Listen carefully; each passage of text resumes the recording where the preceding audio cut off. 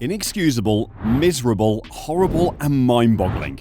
There was no shortage of bad words to characterise Mercedes' worst dry race of the season, and it clearly looked much worse, placed against the backdrop of a 1-2 result at the same track 12 months ago. What went wrong for Mercedes, and what did the key players have to say about it? Mercedes was encouraged by the floor improvement provided for Austin, as well as the fact that Lewis Hamilton finished within 3 seconds of Verstappen there before disqualification, prior to Hamilton's incredible legal run to second place in Mexico. The disqualification for unlawful plank wear in America appears to have frightened Mercedes into selecting a ride height that was overly conservative for Brazil, and the sprint format compounded any setup issues. But Toto Wolff, who is maybe the most miserable we've seen him this season, believes something fundamentally technical is wrong with the W14 for it to be so far off the boil. The drivers were nearly useless out there, with understeer, snap oversteer, and no tyre life, normally a big Mercedes strength in races. Hamilton seemed to believe that the new floor is also not working, causing Mercedes to use an excessive amount of wing to compensate, compounding the current straight line weakness. But whatever is to blame must be identified immediately, since Wolff described this weekend as his worst weekend in 13 years, and he would not tolerate a likewise performance. This demonstrates the truth of how awful this car can be, how far Mercedes may still have to go in understanding things, and how simple it is to get it wrong on a race weekend. Mercedes needs the winter to make major upgrades to its car. That was always going to restrict what it could accomplish in the last races of 2023, and perhaps Brazil was just a stark demonstration of how poor even an updated W14 can still be. But this was such a huge step back that it must raise some concerns about Mercedes, perhaps even more than the optimism provided by the previous 2 races. The car has seemed a little better since the revised floor in Austin a fortnight ago, and it would have given Mercedes confidence in its 2024 development strategy. But that all seems to be thrown out of the window now. The key point that might be argued is that Mercedes was attempting to ensure that the extra aero performance it delivers is constant and usable, which didn't appear to be the case in Brazil, given how poor the balance appeared to be. However, this might just as well be explained by a clumsy setup. And if that was the case, given the races in Austin and Mexico were actually good, at least for Hamilton, this may just be a huge exception. But exception or not, Toto Wolff felt helpless as his car slipped backwards during the Brazilian Grand Prix sprint race. And his unhappiness level skyrocketed following the race, in which Lewis Hamilton went from competing for 2nd to finishing 8th, and George Russell retired while still on course to gain points. Especially considering that the recent update was one that was scheduled to be taken onto the car for next year. Inexcusable performance? There's even no words for that, a visibly dejected Wolff said. The Mercedes ate through its tyres faster than any of its main rivals, allowing it to be surpassed not just by Ferrari and Aston Martin, but also by Alpine and endangered by an AlphaTauri.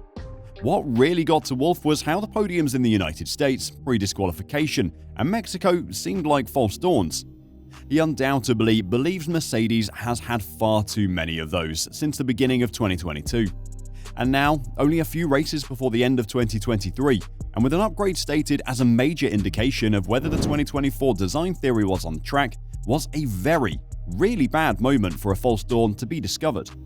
That car finished 2nd last week and the week before, and whatever we did to it at Interlagos was horrible, Wolff said. Lewis survived out there. I can only feel for the 2 of them driving such a miserable thing. It shows how difficult the car is on a knife edge.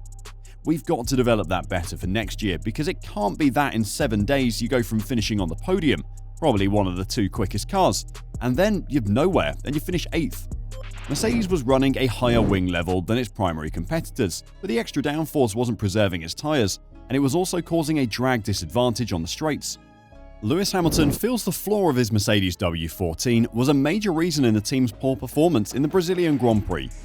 Hamilton overtook the Aston Martins of Lance Stroll and Fernando Alonso at the start to take 3rd place, but then fell down the order, arguing at one point that he couldn't attack the car ahead even with his DRS turned on. Hamilton ultimately finished 8th, but teammate George Russell did considerably worse, retiring with a cooling problem. Hamilton said after the race that it may expose a concern with the car's floor performance. "My guess is that the floor is not working," he remarked when questioned about his DRS radio remarks. "The floor is not sucking it down, so that pushed us to go to a higher wing, and then we're just massively draggy on the straights. And we're losing so much time on the straights, there's nothing I can do about it, and then we're just sliding through the corners. So we have to look into why that is the case on this rough circuit." Summing up his afternoon, he said, Just the tyres are overheating, slow on the straights, no grip in the corners. Hamilton said that even overtaking the two Aston Martins at the start had not given him much hope. "No, I knew that we'd have a difficult day," he said. "Nothing changed in the car from yesterday to today, so I knew it'd be a tough one. Yesterday I just ate through the tyres with an unexpected lack of pace, and then I think I drove better today in terms of making my stints, but we were just slow." He said, "I don't know. I'm sure there's something within the setup that we might have been able to have done a bit better, but whether or not that would have put us further up, I can't say." To make matters worse, Hamilton stated that his front left wheel was rotating right at one point. "Yeah, it's super strange," he said. "I wondered if the tyre maybe hadn't been done up or something, but the car started turning right whilst I was going left. But it was fine in the end. I think it must have just been a gust of wind." Hamilton was unsure whether the Interlagos problems were track-specific or a more general setback. "Hard to say," he observed. "Ultimately, in the moment, it is a setback, but as a team, we'll just come together and we'll try and push forward. There will be a lot of analysis this week after today, and I'm sure there'll be things we were like, maybe if we'd done this, would have been better. But I think still ultimately the car didn't work here for some reason, and that is the way it is." The lack of pace and downforce ultimately led to questions for team boss Toto Wolff, and Wolff did confess that we ran the car way too high when questioned if Mercedes had been overly careful with its ride height in response to the Austin disqualification for excessive plank wear. But he added, "That wasn't the main reason for an absolute off weekend in terms of performance. There was something very fundamentally wrong mechanically. It's not a rear wing, and it's not the car being slightly too high because we're talking a millimeter or two. That's performance, but it's not the explanation for a total off." In the end, Mercedes seemed to lack everything during the race, and Russell, who won the Interlagos race last year, described it as a mind-boggling weekend to comprehend. "Had relatively high expectations and just absolutely no pace at all," he added. "Same car as the last 5 races, so clearly we've got something wrong with the tyres, and in a sprint weekend, when you get it wrong, you can't make amends for those issues. When you run more downforce, you're meant to gain the speed through the corners, keep the tyres under control, and that wasn't the case. We didn't have the benefit, we only had the negatives." Russell did, in a bewildered and annoyed tone, sound optimistic that this would turn out to be a blip with a clear and isolated reason. So many question marks. It's the same car we had since Austin, where the car's been capable of podiums every race. Even before then, Singapore, Qatar, capable of podiums, he said. "This is clearly a substantial one-off event.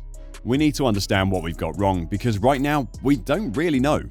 In the end, it looks like the W14 is doomed to be placed next to the W13 as one of the worst Mercedes cars to date.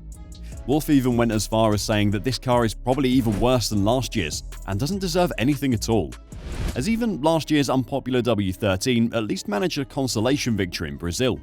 This one-off win last year prompted Sky's Ted Kravitz to question Wolff if the W14 deserved to win at least once this year, as it seemed to be a somewhat better car than last year's. But Wolff was quick to remind Kravitz and the viewers that this car doesn't deserve that, as Mercedes has underperformed this year. "This car doesn't deserve a win," Wolff said. "We need to push for the last 2 races and recover. That's the most important thing, and see what we can do in Las Vegas at a totally different track and Abu Dhabi." But the performance today was... I'm just lacking words. It's clear to see that Mercedes still has a long way to go. It might be surprising after the last 2 races, but it just shows us how different all the cars, except for the RB19, respond to the different tracks. If Mercedes are able to get on top of their big flaws, they'll surely be in the fight for race wins next season. But will they be able to create a less flawed car next year? What are your thoughts on Mercedes' weekend in Brazil? Let us know your thoughts in the comments below. Thanks for watching, and we'll see you in the next video.